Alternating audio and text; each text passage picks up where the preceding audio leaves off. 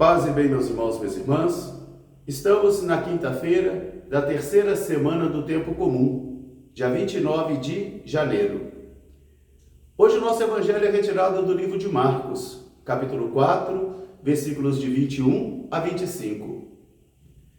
Naquele tempo, dizia Jesus à multidão: ninguém traz uma lâmpada acesa para colocar debaixo de um caixote ou debaixo da cama, mas sim em um candeeiro, para que a sua luz ilumine tudo. Assim também eu vos digo: tudo que tiver escondido deverá ser manifesto, e tudo que estiver em segredo deverá ser descoberto. Quem tem ouvidos para ouvir, que ouça. Prestai atenção no que eu vos direi. Com a mesma medida com que medirdes, vós também sereis medidos e recebereis mais. Porque aquele que tem, será dado mais. Mas aquele que não tem, até o pouco que tem, lhe será tirado. Palavra da salvação.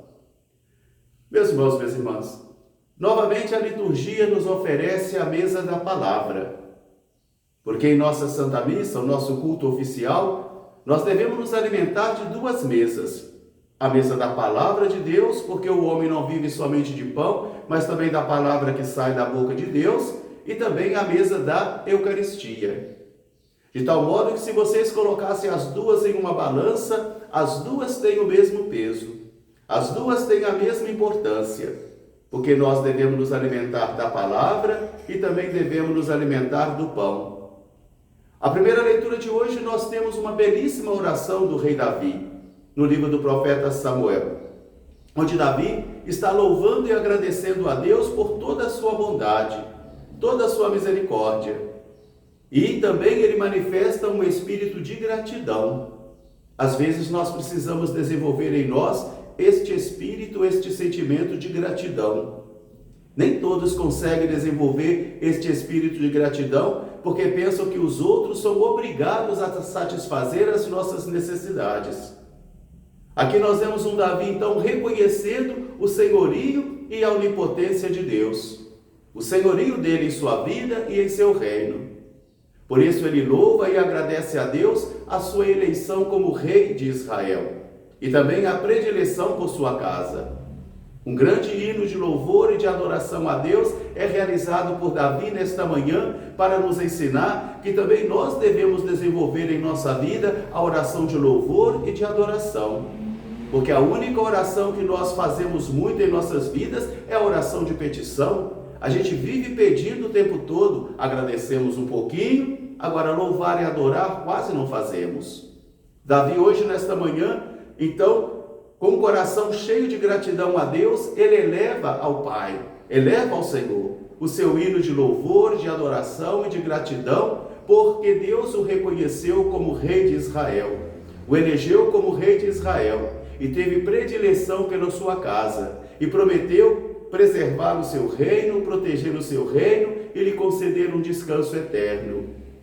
Davi faz uma revisão de toda a sua história, de toda a sua vida, e reconhece o senhorio de Deus. Quem tem ouvido para ouvir, que ouça. Nem todos têm um coração para perceber esta realidade das manifestações de Deus em sua vida. Nem todos têm olhos para ver, ouvidos para escutar e coração para sentir. É necessário que eu e você desenvolvemos essa capacidade em nós, de termos olhos do Espírito, de termos discernimento do Espírito, para percebermos as manifestações de Deus.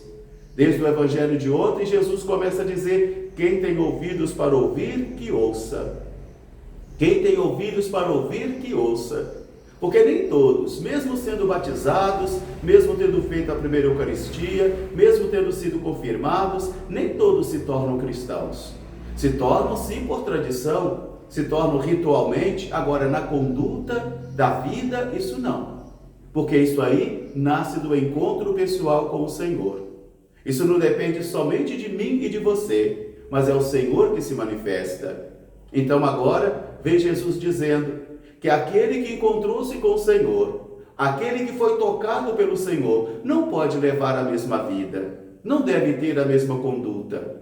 Não é que essa pessoa vai se transformar num super-homem ou super-mulher e será sempre perfeito, não. Ele vai carregar as contradições da vida, vai carregar as incoerências da vida, como eu e você carregamos. Nós não somos perfeitos porque a igreja não é uma assembleia de homens e mulheres perfeitos, mas é uma assembleia de homens e mulheres que tomam consciência da sua pequenez, do seu pecado, e que, penitenciando, vão buscando progredir dia após dia, num grande processo de conversão permanente, onde nós reconhecemos o senhorio de Deus e também a misericórdia de Deus.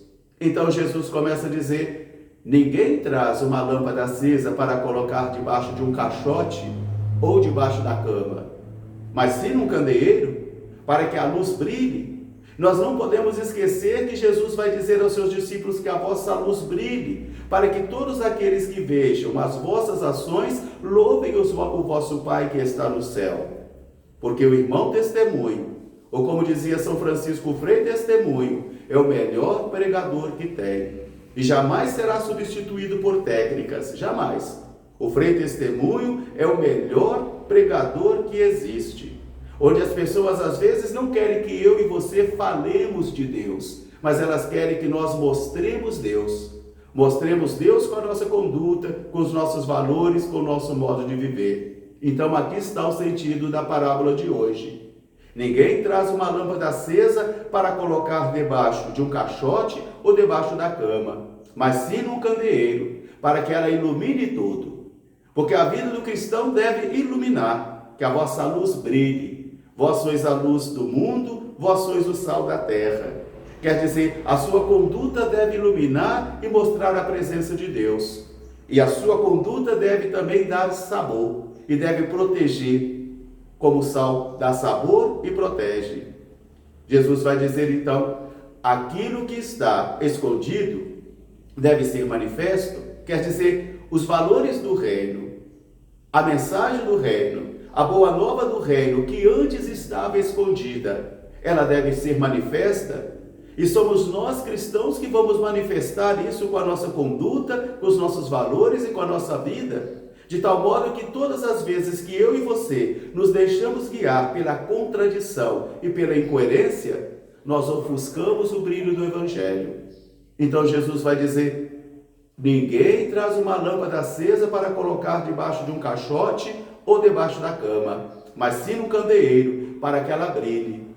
Aquilo que está escondido deve ser manifesto. Se o reino estava escondido antes para as gerações, agora deve ser manifesto.